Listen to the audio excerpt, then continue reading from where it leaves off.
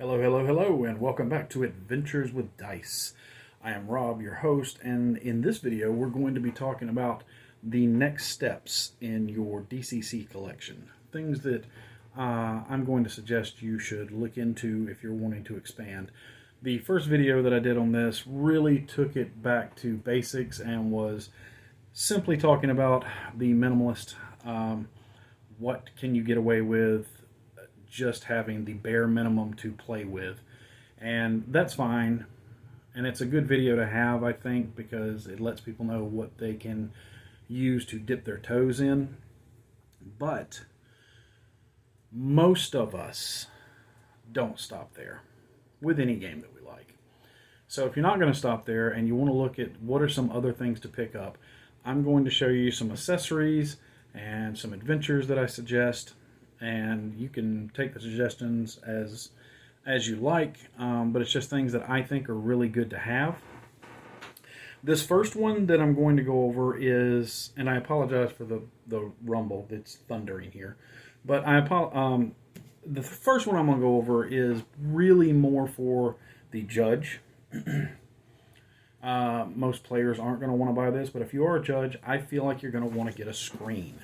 And they have them in soft cardboard and the hard card screens. They are 3-panel screens. At least that's the only ones I've seen so far. But they have cool art on the outside.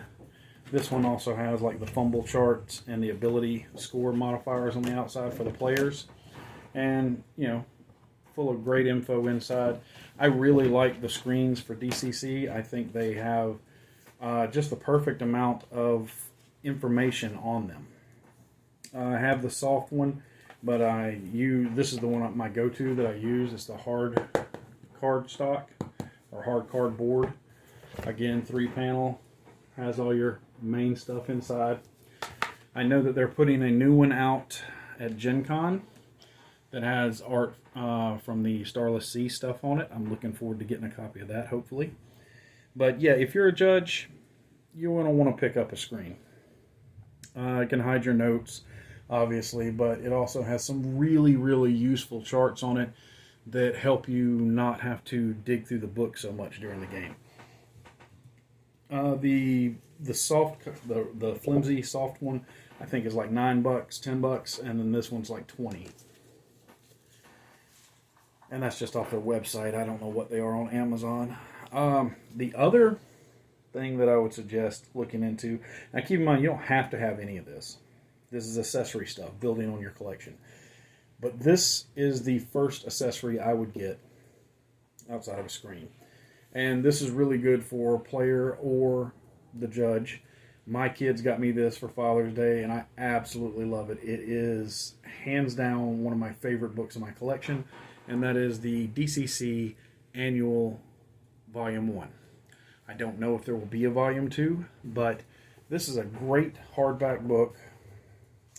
And let's see, comes in a little over 200 pages, and it has just so much great stuff. It's got fleshed out gods, fleshed out patrons, some of the stuff from the main book that wasn't fleshed out on the gods is fleshed out in here for your clerics. It's got just so many cool things. Not only the normal cool DCC art, but it's got cool magic items. It's got a chapter on quests and journeys that's really good. It's got some monsters in it, and it has a thing on the magic item thing is really cool because in DCC you're not supposed to have like just +1 swords, +2 swords, things like that. A magic sword is supposed to be like the magic sword of so and so. And each one is intelligent, has its own personality, and it has a really great system in here for creating your own magic swords. And the one thing it has in here that I thought was kind of when I first saw it was it has a thing in the end for the magical mustache. The magical 70s style mustache. But I don't want to spoil it, but if you get it, read it. I'm actually going to add it to my games because I think it's really, really fun, and it's a lot cooler than you think it is. But yeah, the annual comes in retail $49.99. You can get it cheaper than that on Amazon. I think about $35, something like that. But this is an invaluable source. I really, really love this. And I recommend everybody who's playing gets it. Or at least get one copy for your table. Let's see. Here's some stuff that I think these are about $10 a piece. Is that right? Yeah, retail, I think they're around $10 a piece. The Gong Farmer's Almanacs. These are great. I've got like 4 of these. These you can get off their website, and they are phenomenal. They've got such cool stuff in them. It's just a collection of stuff. You've got different classes, different special magic stuff, magic items, new tables for doing stuff, adventures in here. It's a lot of bang for your buck for like $10. I mean, these things are really, really cool. And it adds a lot. It gives you a lot of stuff to add to your game. The Bardic Rocker, adding Berserkers, Fairy classes, Go to War. You can actually play the Gong Farmer. A Lycanthrope, Pirates. There's a lot of extra stuff in these books, and it's really well done. So I suggest picking up a couple of these if you get a chance. The 2018 is my favorite so far. And of third-party publishers, I would be remiss if I did not mention this next product. And let me get my notes here. Yes, Trevor Stamper over at the Tales from the Smoking Worm. I already had the physical copies of volume 1, 2, and 3. Is it volume or issue? Number 1, 2, and 3. And he was kind enough to provide me with PDFs of them and let me get a little sneak peek of some of the stuff that's coming out in future volumes, because I think the 4th one just came out. But I have the 1st, 2nd, and 3rd one. These retail for around $15, but they've got really cool stuff in them too. It's just, each one is different. Each one has different things, stories in here, stuff on herbal magic, rites and rituals. One of these gives you the stuff for, I think it's the 1st one. It gives you Cthulhu as a patron. As a patron. I think the 4th or 5th one is going to have the information on Cthulhu as a god, which is cool because my wife is playing a priest of Cthulhu, or cultist of Cthulhu, cleric of Cthulhu in our game. But there's just some really cool stuff in here on invoking the deities, invoking your patrons, Cthulhu patron taint. And it's not all Cthulhu. There's tons of other stuff in these books. But the artwork is really good. They're really well made. I like them a lot. And I think that they have really cool options that you can add to your game. So I suggest picking them up. So next, what we've looked at is you have, from the first video, you have your rule book and your dice, and you're ready to go, right? And now we've added on the judge's screen, several books here of optional rules and additional material that you can add onto your game. So you've got your game really built up now. Well, what else is left? Adventures. And here at Adventures with Dice, we like adventures. So I thought that I would give you my recommendations for 3 0 level and what I think are 3 really good 0 level funnels and 3 1st level adventures. Now, understand that you can take most funnels and run them as 1st level adventures, and vice versa. And same thing with any of these. If it's a 2nd level adventure, you can generally run it with 1st level. You adjust the number of bad guys a little bit. That's all you got to do. They're going to be deadly no matter what. So, having run it, I would have to say that the main rule book comes with Portal Under the Stairs. That one is really good. It's a good, straightforward adventure. The only downside to it, in my opinion, is the first puzzle on the door getting into the dungeon. You should never make your entrance to the dungeon a puzzle that the players might not figure out, or it might take them a long time to figure out, because that can really drag the game down. But outside of that, I really enjoyed that adventure. It's not very combat heavy, it's more puzzle heavy, but I think it's a good funnel. Another great funnel is Creep Scrag Creep, and this is a 0 level adventure that it's just very cool. It's very much in the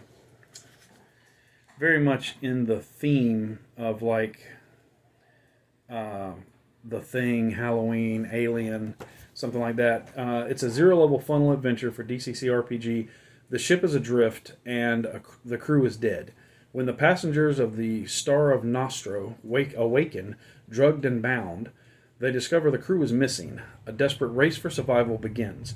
The vessel was meant to transport your group of humble villagers to a brighter future. It is now a coffin ship filled with mysterious deaths, dark plots, and a stalking horror which will not stop until it has feasted on every last soul. Will your character's ingenuity be quick enough to find a means to survive, or will you too fall victim to what creeps in the shadows? So it's a great funnel horror adventure. I suggest picking that one up. And my third funnel adventure, I haven't run this as a funnel. I ran it as a first level adventure. This one you're going to see come up a lot on a lot of DCC videos. Everybody goes to this one, and that is Sailors of the Starless Sea. This is the rite of passage. Like if you play DCC, you should have played this module. Like, this is the go-to module everybody plays. And there's a reason for that. It is phenomenal. It is a great module. I don't care whether you're doing it as a funnel or a first level adventure. It is super fun. It's really well written. The artwork, the maps, everything is just beautiful in it. And like everybody else who plays DCC, I cannot help but brag on Sailors of the Starless Sea. So this is probably the first one you should pick up outside of the main rulebook.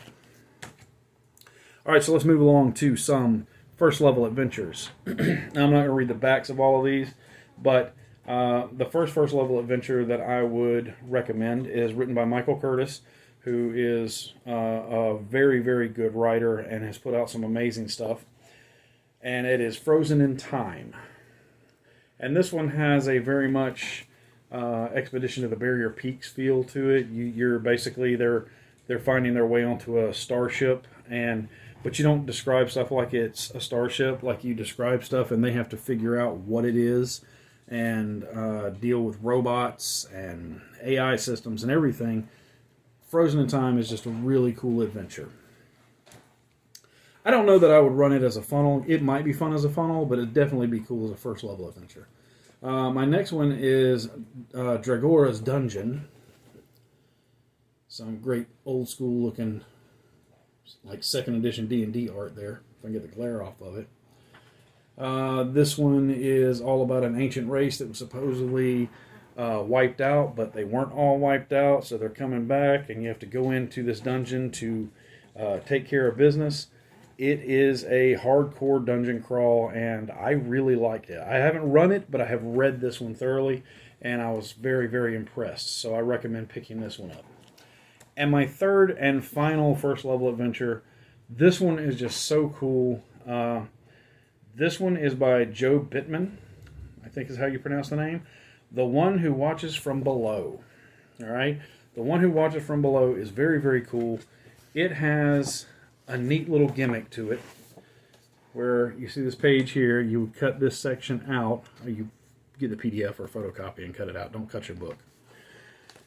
And then one of the players kind of gets cursed, and they have to use the rest of this page, because you cut all this section here out, and they look through this section to where they become a set of eyeballs traveling with the party, and they can only communicate using their eyes. So whatever kind of eye motion or whatever they can do with their eyes is how they're going to communicate with the party. and I don't want to give a whole lot away, but this is a very cool, very fun adventure. Has some amazing handouts, some amazing maps, and I highly suggest picking it up and giving it a go. So that is some adventures, some books with additional classes, add-on material. There's more adventures in the Gone Farmer's Almanacs. I cannot stress enough how good the annual Volume 1 is. As good as they did with it, I really hope they do a Volume 2 because I was very impressed. And that's pretty much it. I'm not going to continue to do videos trying to hold your hand on building your collection. That's just kind of a couple of videos on getting started with DCC and stuff that I think is really good to pick up. I do have some upcoming videos talking about building a campaign world in DCC, and some more like building easy, quick build fantasy adventures that are good. That video is going to be more generic. You could use it for DCC, but you could use it for pretty much any fantasy game. So, I don't know, do you have... Oh, I almost forgot to mention, somebody brought this up in the comments on the first video. They do have the first time, I think it's first time players kit or gamers kit. They have it for Mutant Crawl Classics and Dungeon Crawl Classics. It's $35. You, first of all, get a full set of the cool dice, which is $30 by itself. You get a softback rule book, you get a screen, and you get an adventure for both games, and they're $35 kits. That's a great way to get into it too. I had forgot to mention that in the other video, so I wanted to bring that up here. So this is the stuff that I like, and it's my go-to stuff right away. There's lots of other books that I use, and I'll be going over them in more detail. I'm going to do some videos specifically on the Tales from the Smoking Worm and going through them in detail. I just wanted to mention them here. But what other tools do you use with DCC? Like, what do you suggest for people starting out? If you have suggestions, put them in the comments below. I hope you enjoyed the video. If you did, like, share, subscribe, and all that YouTube jazz. And you can reach me at my contact info in the video. It's in all the videos. And until next time, my friends, good gaming and good luck.